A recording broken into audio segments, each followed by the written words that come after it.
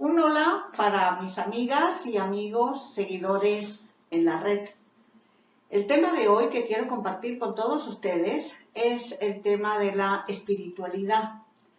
Me parece que es un tema que preocupa o ocupa a todos de alguna u otra manera, unos más, otros menos, porque todos somos espirituales, todos tenemos nuestro corazoncito, todos tenemos nuestras creencias, nuestros sentimientos. Lo importante de esta mañana, creo yo, que es el que añadir una faceta nueva, un componente nuevo, para disfrutar mucho más de lo que cada quien tiene, pues como fe, como religión, como creencia. Y ese algo más a añadir es mi perspectiva profesional, es decir, mi perspectiva psicológica. Desde esta perspectiva, todos los seres humanos somos seres sociales, que disfrutamos de objetivos, de emociones, de sentimientos y de creencias.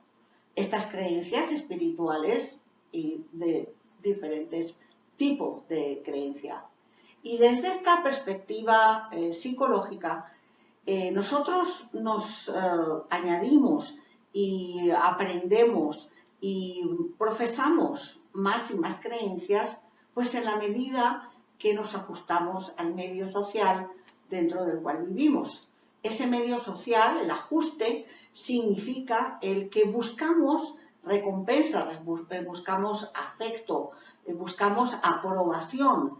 Y eso nos hace aprender lo que recibimos de nuestros padres, de nuestras familias, de nuestra escuela, en fin, de todo nuestro entorno social. Esa búsqueda de aprobación hace que adjuntemos, incorporemos valores, creencias y, por supuesto, cada quien tiene su tabla de restricciones, es decir, de cosas que no van con su carácter, no van con su personalidad. Hay una especie de alcabalas y es el motivo por el cual, lo mismo vivido por diferentes hermanos son experiencias diferentes porque cada quien reconoce e interpreta el entorno social a su manera. Esta perspectiva psicológica nos permite realmente incorporarnos a una sociedad, a un mundo donde, además de pensar, sentimos.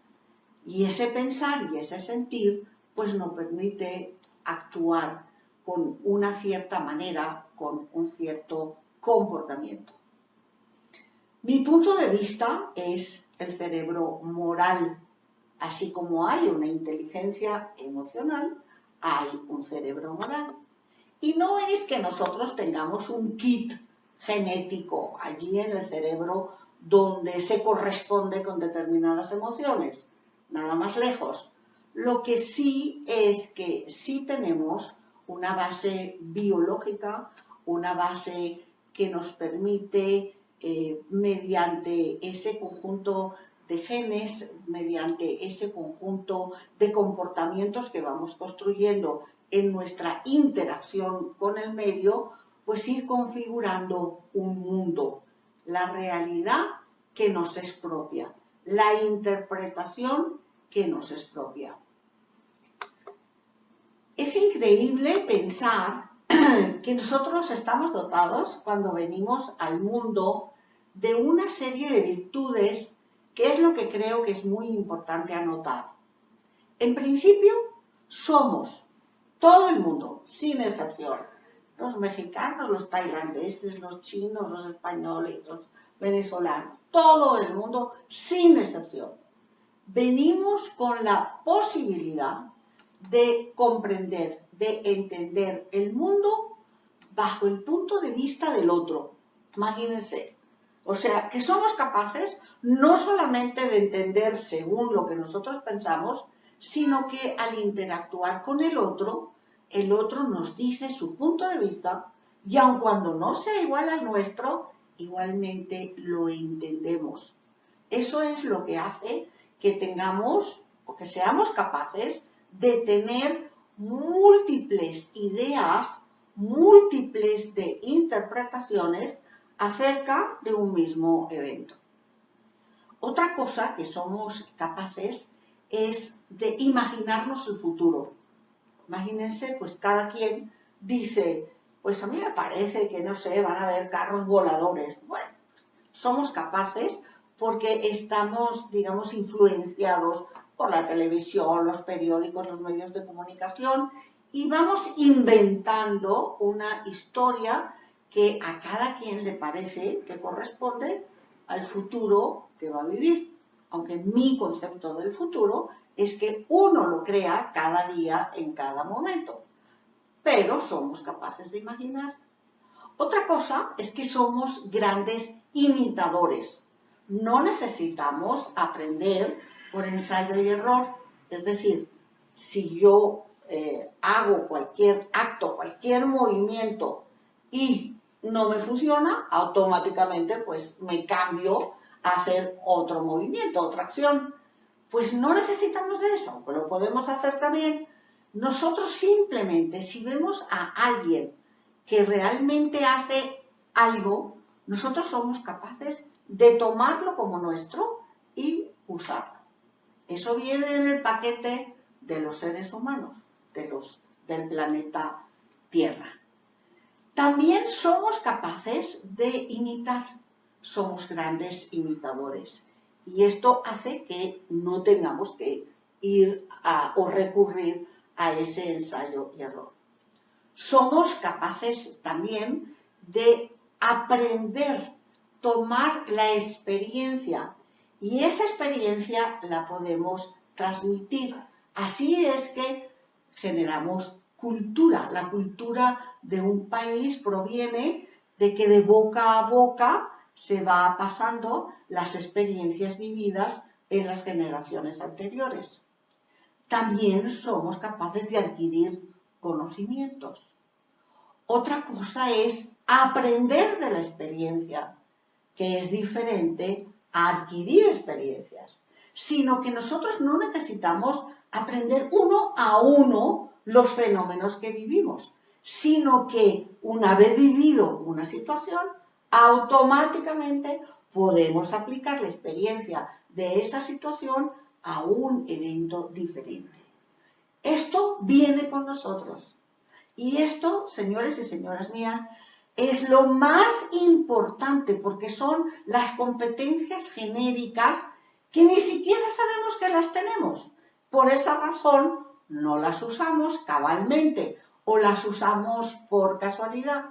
Pero imagínense ustedes, si nosotros tuviéramos conciencia, y a eso es que voy, y a eso es a lo que aspiro, el poder estar en contacto con ustedes y tratar de la manera posible de poder transmitirles, de poder comunicarles todo ese baúl de virtudes que todos los seres humanos tienen, pero que la educación, aun cuando la nueva educación trata de desarrollarlas, no sabe cómo. Ese es el grave problema. Y aquí no vamos a hablar sino de cómo.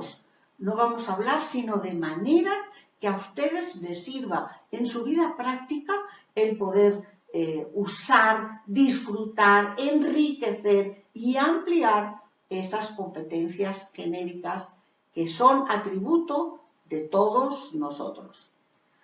Hay algo que es importante y es bien sui generis también de los seres humanos, y es que somos capaces de sentir el dolor ajeno. Y también tenemos desarrollado el sentimiento de separación y de pérdida. Cuando nosotros tenemos esos sentimientos, generalmente decimos, es que yo soy así. Pues no, es que todos los seres humanos somos así. Sentimos la pérdida no solamente de seres queridos, la pérdida incluso de cosas espirituales y también de materiales. De repente, una sortija que nos regaló mamá o papá o qué sé yo, pues si la tenemos que vender o la perdemos, pues nos sentimos no solamente malhumoradas, nos sentimos tristes. Eso viene en el paquete de los seres humanos. Esta visión del cerebro moral, de este paquete de virtudes, de emociones, de sentimientos, de objetivos, de creencias. Este es el bagaje que tenemos que tomar conciencia. Y esa es la palabra clave, conciencia. Ese pedacito de masa viva que es el cerebro, que es capaz de poder mirarse a sí mismo, de poder pensar sobre sí mismo. O sea, no es lo que piensa Juan, sino que Juan puede pensar acerca de Juan. O sea, puede tratar de decir, yo, Juan, cuando estaba en casa de mi prima, me sentí malhumorado. Allí el cerebro le da esa posibilidad.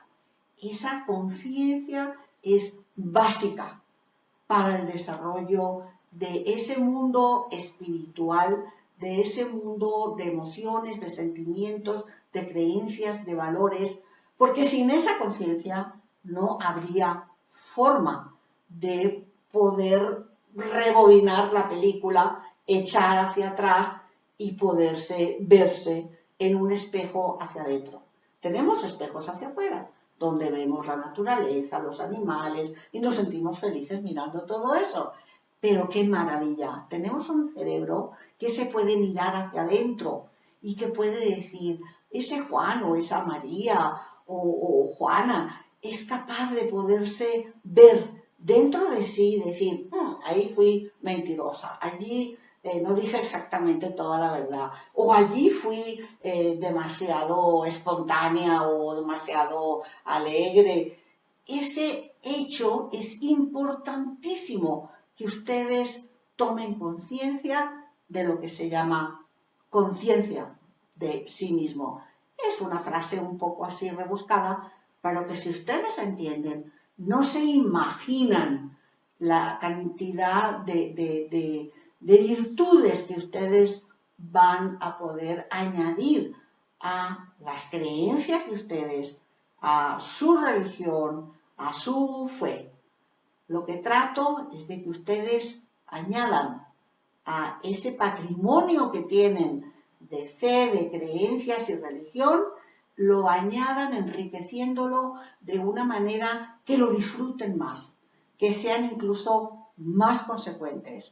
Esto que estoy planteando es un además que ustedes puedan disfrutar, porque cuanto más espirituales, más consecuentes y mejor estén con su religión o con sus valores, pues ustedes van a ser mucho más felices. Y esa es la idea, ser feliz. A continuación voy a pasar una serie de láminas que van a permitir el poder ahondar un poco más sobre el tema de la espiritualidad. Empezamos con la primera lámina. Siguiente.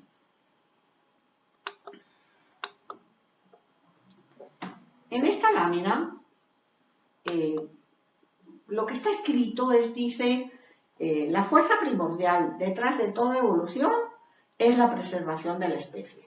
Eso, bueno, nadie lo discute, ese es el motor. Estamos aquí porque realmente preservar la vida a través de la especie es el motivo esencial de los seres humanos sobre la Tierra. Siguiente.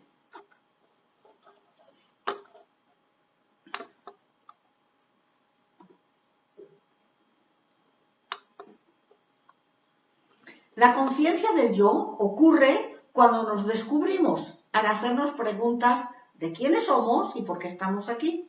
Y a partir de aquí surgen necesidades vitales y espirituales, porque queremos entender nuestro lugar en el mundo. Es lo que les decía hace unos segundos.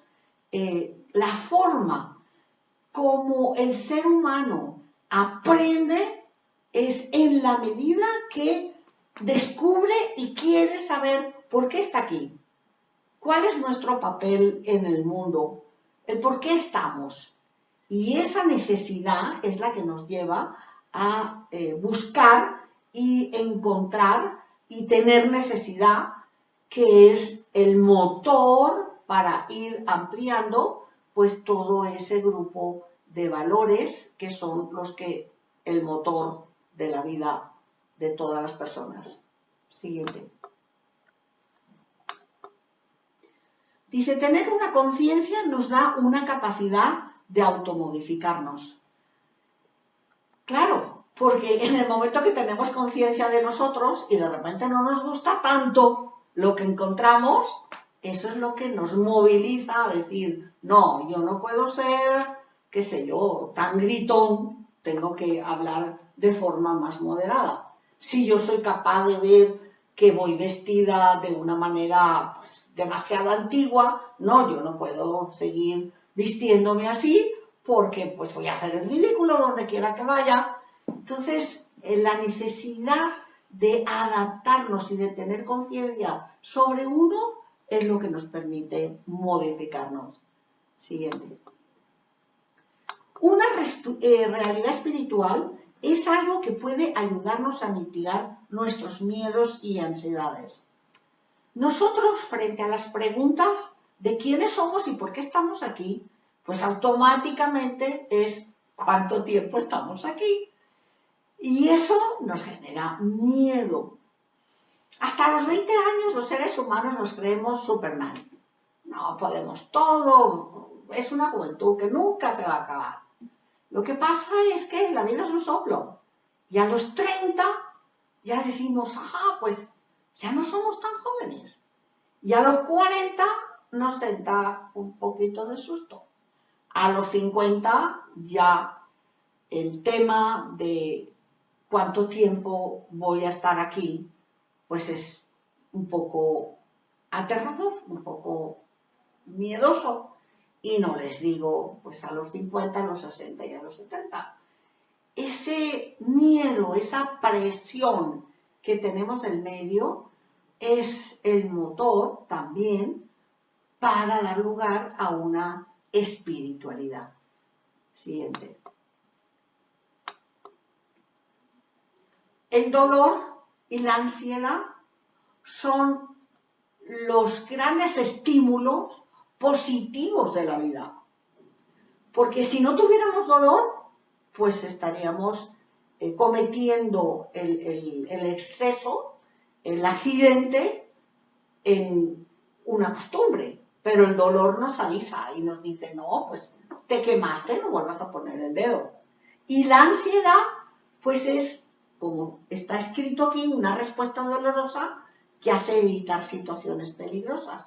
Si estoy ansiosa, automáticamente eso es un freno, eso es un ancla que me permite pensar dos veces o me permite darle vueltas a la cabeza por la propia ansiedad sobre un tema que no de golpe pues voy a enfrentar, sino que es ese freno natural de la vida que nos permite pues transitarla no con el menor dolor posible, sino con la mayor experiencia posible, que la usemos y la aprovechemos para no caer, como dicen por allí, con la misma piedra.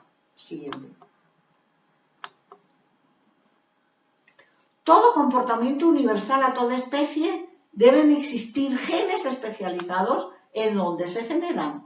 Esto podría aplicarse también a la espiritualidad humana.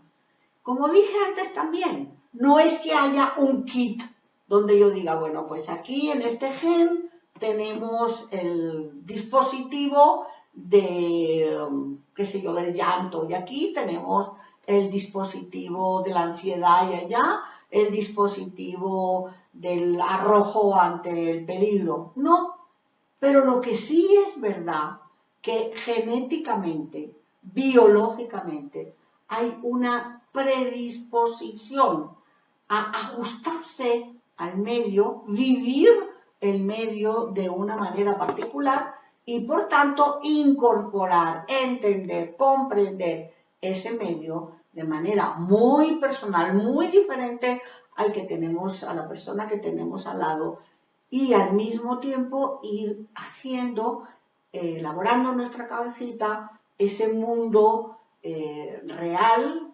científico y también personal, emocional, sensible y espiritual. Ese factor genético no es el predominante, pero sí interviene. Hay un cerebro moral. Siguiente. El ser humano durante tiempo y muy poco a poco se da cuenta de que todo lo que nos rodea está sujeta a las fuerzas físicas del cambio, la muerte y la descomposición.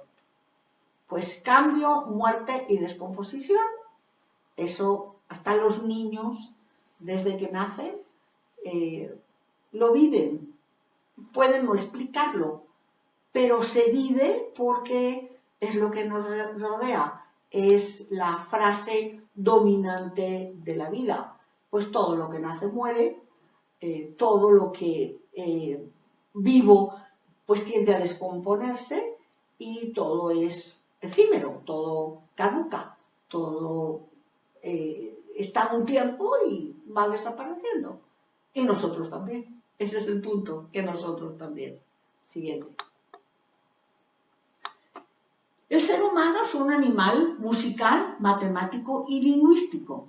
También es un animal espiritual. Es una característica de nuestra especie. Es lo que dijimos al principio. El ser humano pues, es capaz de entender y comprender el mundo. ¿Por qué? Porque es lingüístico, habla. Porque es musical. ¿Musical en qué sentido? Como decimos, ¡ay, eso desentona! No estamos hablando de música, a lo mejor estamos hablando de una conversación. Y hay una conversación desentonada, hay una manera de vestir desentonada.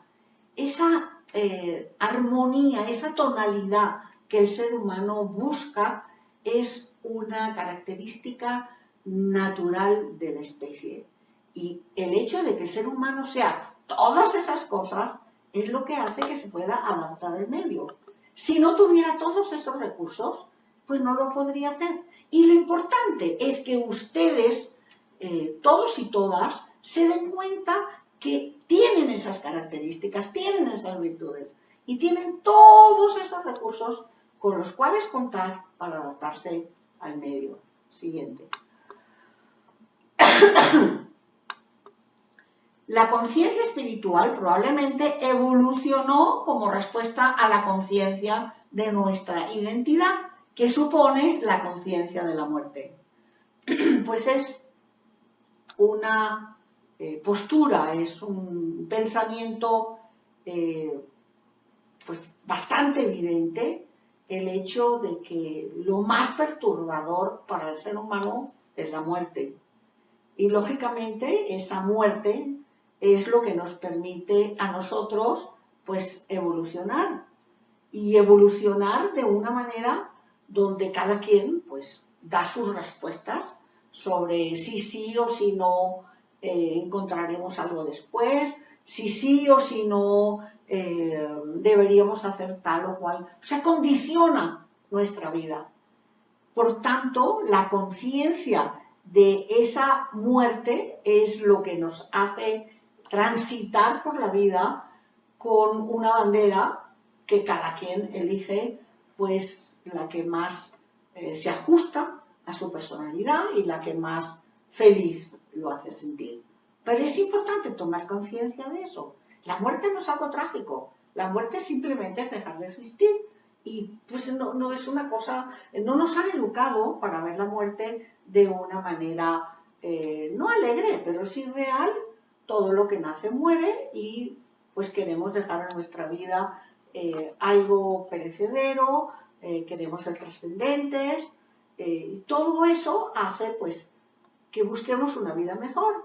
Y todo eso gracias a que sabemos pues que vamos a dejar de existir. Siguiente.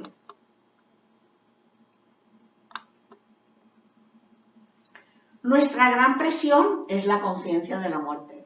Esa es la gran verdad, lo que decíamos hace unos segundos. Siguiente.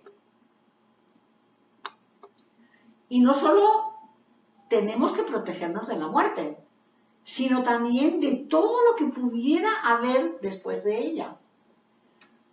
pues hay desesperación en el ser humano en cuanto a decir, bueno, y tanto trabajo, tanto esfuerzo, el problema del tratado de comercio, el que hay tantos accidentes, el problema climático, y total, como que para qué, o sea, ya esto, así, se acabó nomás, que tiene que haber algo más.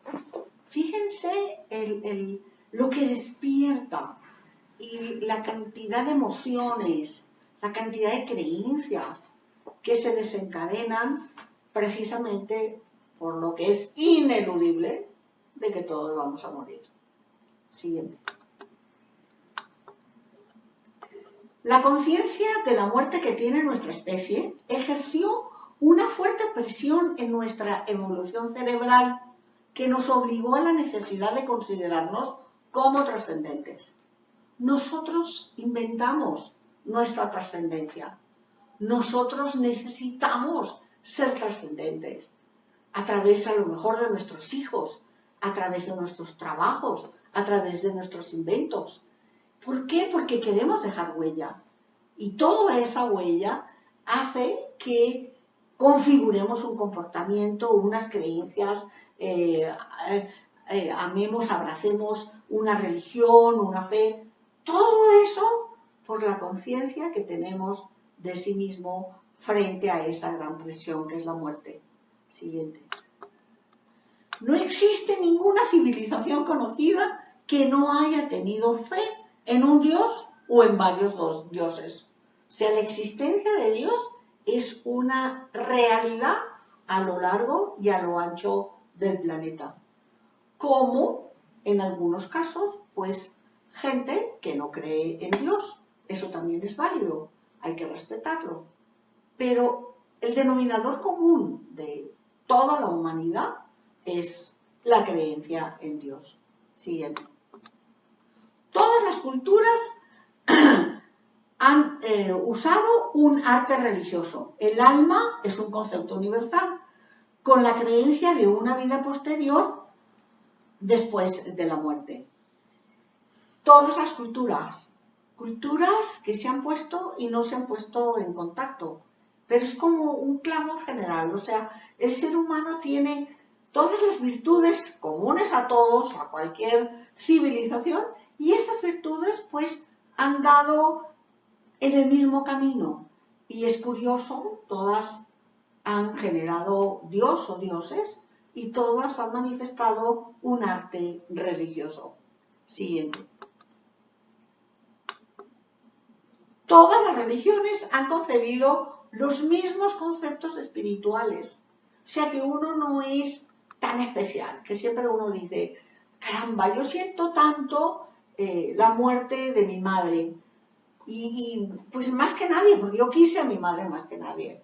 Pues no, todos los seres humanos, por supuesto, hay patologías de gente enferma que dice, bueno, pues a mí me da lo mismo, pero usualmente en el promedio de la gente el amor a una mamá es algo irrepetible y eso es algo imposible de negar. Esto es también muy importante, el darnos cuenta de que somos parte de una especie llamada seres humanos, los seres humanos que están en la escala, en la parte superior de los mamíferos. Y esos seres humanos pues vibran, sienten, se emocionan, lloran, tienen dolor, pues cada quien con su experiencia, pero más o menos con la misma capacidad. Siguiente. Personas como Carl Jung, que era un psicólogo social, afirma que todas las culturas han tenido siempre la interpretación dualista de la realidad, lo físico y lo espiritual. O sea, el tema de cuerpo, alma, lo físico y lo espiritual es algo que siempre ha estado encima de la mesa en todas las civilizaciones. Entonces no somos tan diferentes. Por supuesto, unos son negros, otros son blancos, otros son amarillos, otros tienen los ojos rasgados, como unos son altos y los otros son bajitos y los otros son gordos y los otros son flacos. Pues toda la especie humana es muy variada, pero todos tenemos un denominador común. Todos somos seres espirituales, todos sentimos, todos nos alegramos, lloramos, tenemos dolor, todos porque somos parte de la especie humana. Siguiente. También cada individuo interpreta la realidad con su experiencia, su educación, con la cultura que le ha tocado vivir y con su genética, por lo que no hay dos seres humanos iguales. Así como termino de decir, todos somos iguales, por supuesto, todos tenemos diferencias individuales, porque lo que hace la diferencia es la experiencia, la forma de yo adaptarme con lo que tengo, igual al de al lado, pero a la experiencia de mi casa, mi familia, mis padres, mi escuela, pues hace que lo que entre en mi comportamiento sea diferente. Entender eso es muy importante para ustedes, porque ya lo que les pasa, ya ustedes se pueden poner a pensar, de decir, pues esto no es tan raro, esto no es tan extraño. Pues yo me crié con mi abuelita y mi abuelita me transmitió estos valores, que no son los mismos de mis padres. Y eso hace que mi hermano, que no se educó con su abuelita, que es hijo de mi papá y de mi mamá, pues las experiencias sean diferentes. El que puedan entender eso, miren, es de gran importancia, porque no hay cosa mejor que conocerse a sí mismo. Es muy importante conocer la realidad en que nos movemos, pero creo que conocerse a sí mismo es el principio de la felicidad. Entonces heredamos un programa genético y aparecemos en un mundo que no podemos elegir.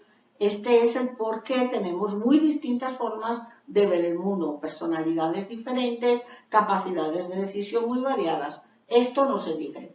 Pues no elegimos dónde vamos a nacer, no elegimos dónde vamos a vivir. La vida nos lleva, aun cuando por supuesto nosotros podemos tomar decisiones en cuanto a qué es lo que queremos para nosotros, pero esas decisiones vienen un poco limitadas por las circunstancias que nos envuelven y esas circunstancias hacen que nuestra personalidad sea diferente. Entonces, nuestra capacidad de tener una conciencia de la propia identidad depende de la neuromecánica de cada individuo. Es decir, lo neurológico tiene un peso, lo social tiene un peso y lo genético tiene un peso. Esa ensalada de neurogenética, de ciencia social y de la vida, la experiencia que nos pueda deparar, pues eso es fulano de tal con cédula de identidad número tal. Siguiente. Kant, que era un filósofo, afirmó que es imposible tener un conocimiento de las cosas según las percibimos. Pues eso es verdad, porque nosotros creemos que todos vemos lo mismo y cada quien tiene un ojo, tiene una carga genética, tiene una predisposición y por tanto, aun cuando estamos jurando que hablamos de la misma mesa, si es que estamos comprando una mesa, pues la mesa es diferente, porque a lo mejor la esposa dice la quiero comprar y el esposo dice no la quiero comprar. La razón es que la mesa, ¿quién sabe qué le dispara al esposo para decidir que no la quiere comprar?